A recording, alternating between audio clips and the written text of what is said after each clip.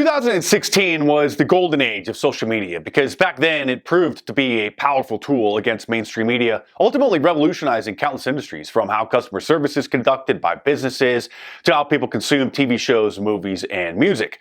Through Facebook, Twitter, and YouTube, the first three massive platforms to become centerpieces in society, various personalities and independent social media companies organically grew massive audiences by utilizing the new technology, which allowed anyone to post and distribute their reports to millions for free, which had previously required enormous and expensive infrastructure to accomplish.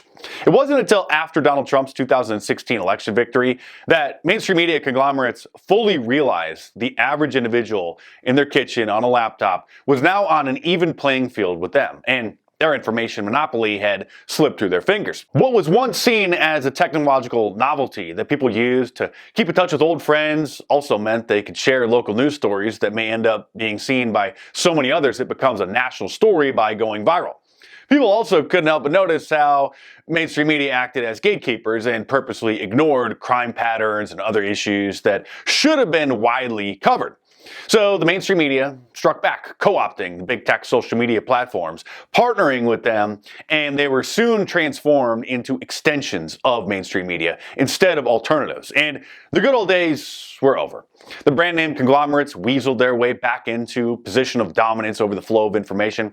Donald Trump winning the 2016 presidential election shocked much of the country, if not the world.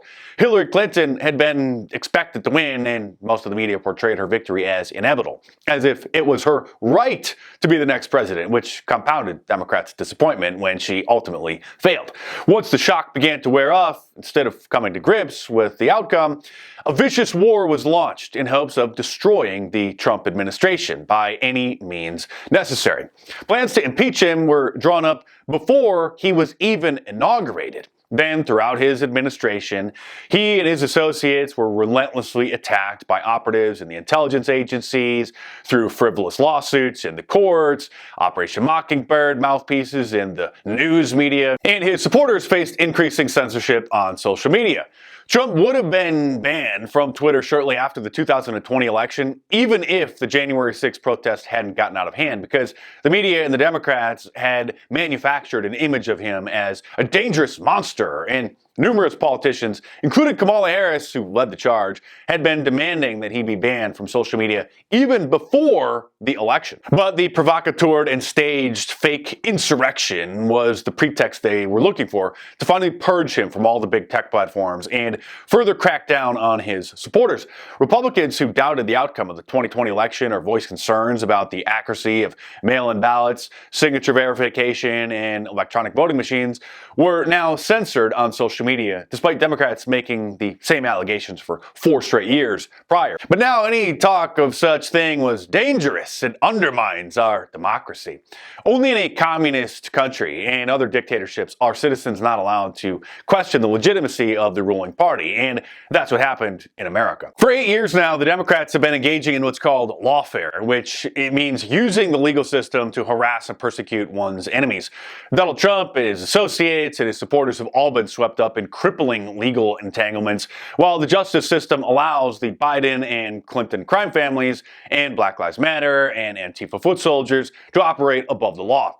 Many January 6th defendants who weren't even accused of assaulting police or vandalism during the infamous protest at the Capitol that day were denied bail and held in jail for several years until their trials. Many of these same political prisoners were then sentenced to extremely harsh and unfair prison time for technically just trespassing if they happened to be members of the Proud Boys or became symbols of the protest, like Jacob Chansley, the shaman guy, and the other guy who was photographed with his feet resting on Nancy Pelosi's desk.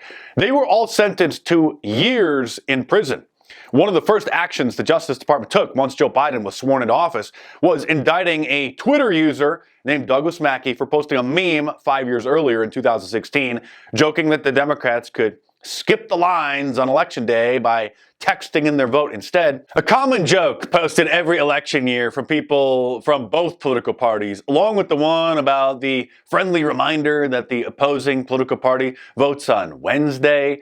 Nobody is fooled by such posts because they're obvious jokes, and not a single person took the meme about Democrats being able to text in their vote for Hillary Clinton seriously. But Douglas Mackey, who went by Ricky Vaughn on Twitter, was still indicted for supposed election interference and found guilty by a New York jury and sentenced to 7 months in prison. Legal battles often take years and easily cost hundreds of thousands of dollars, even millions to defend. Those found innocent or not liable in a civil case usually can't recoup any of those costs. They may win the case, but they're still destroyed financially. It's all part of the Democrats' plan. The head of Joseph Stalin's secret police force in the Soviet Union infamously said, "Show me the man and I'll show you the crime." And the power of prosecutors to abuse their authority is widely known even in Western democracies. Former Supreme Court Justice Robert Jackson admitted in some cases it is not a question of discovering the commission of a crime and then looking for the man who has committed it. It is a question of picking the man and then searching the law books or putting investigators to work to pin some offense on him. He went on to say that it's in this realm in which the prosecutor picks some person whom he dislikes or desires to embarrass, or selects some group of unpopular persons and then looks for an offense that the greatest danger of abusing prosecuting power lies. It is here that the law enforcement becomes personal, that the real crime becomes that of being unpopular with the predominant or governing group, being attached to the wrong political views, or being personally obnoxious to or in the way of the prosecutor himself. The U.S. Supreme Court has found that even though the law may be fair on its face and impartial in appearance, it can still be applied and administered by a public authority with an evil eye and an unequal hand, allowing prosecutors to make unjust and illegal discriminations between people in similar circumstances, thus violating their civil rights by using the very mechanisms of government that are supposed to protect them. The FBI used disinformation to get the FISA warrant to spy on the Trump campaign in order to create the false narrative that he conspired with the Russians to steal the 2016 election. After his administration was bogged down for years, the Mueller investigation found no evidence of wrongdoing, and when Robert Mueller himself came out of hiding and finally testified about the investigation, he proved to be an embarrassing and bumbling old man who couldn't even convincingly articulate why it was launched in the first place. But the lawfare continued, with prosecutors ultimately indicting Trump for paying Stormy Daniels to sign an NDA to keep quiet about their alleged affair, claiming it was an unreported campaign expense. Then for keeping some documents at his Mar-a-Lago residence from his time in the White House, and soon after that for some other trumped-up charges, no pun intended, claiming that he orchestrated a criminal conspiracy trying to steal the 2020 election. All signs of a banana republic and a dysfunctional and collapsing society. But thankfully, at least half of Americans see through it all. And the Teflon Don had the Stormy Daniels conviction roll off him like water off a duck's back in terms of the effect that it had on people supporting him. The attacks against Trump by the Operation Mockingbird mouthpieces in the media and the leftist judges in Democrats' pocket are like the boy who cried wolf. Only mentally challenged people believe anything that they say anymore. Trump has some personality flaws, sure. Some hardcore pro-life activists are mad at him because he doesn't support a nationwide ban on abortions and wants the issue to be decided by the states. Some on the fringe don't like him because he's a big supporter of Israel, but if you're going to be a one-issue voter and your issue is that you only vote for a politician that doesn't treat Israel like the 51st state, then you don't really understand how politics and elections actually work.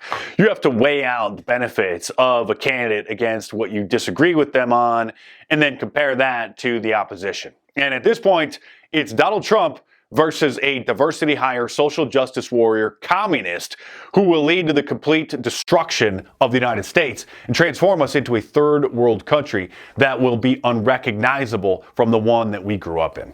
The damage Comrade Kamala will do if she wins, as far as legalizing the 30+ million illegal aliens, giving tax dollars from hardworking middle-class Americans to those invaders, allowing other domestic criminals to roam our streets and mandate schools and businesses celebrate gender benders, will be irreversible. Everyone talks about undecided voters in the last few weeks and days before an election, but everybody has already made their mind up. It's about voter turnout. It's about supporting a candidate with your actions, not with your words. It's about supporting them with your vote.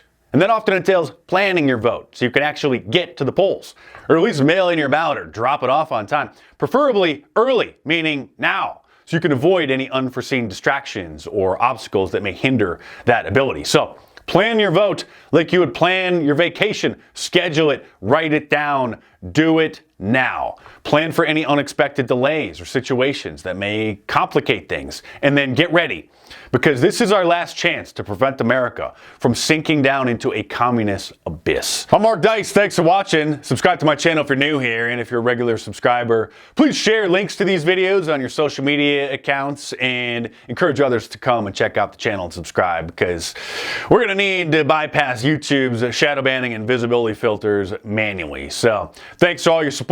Stay tuned, and I will see you soon.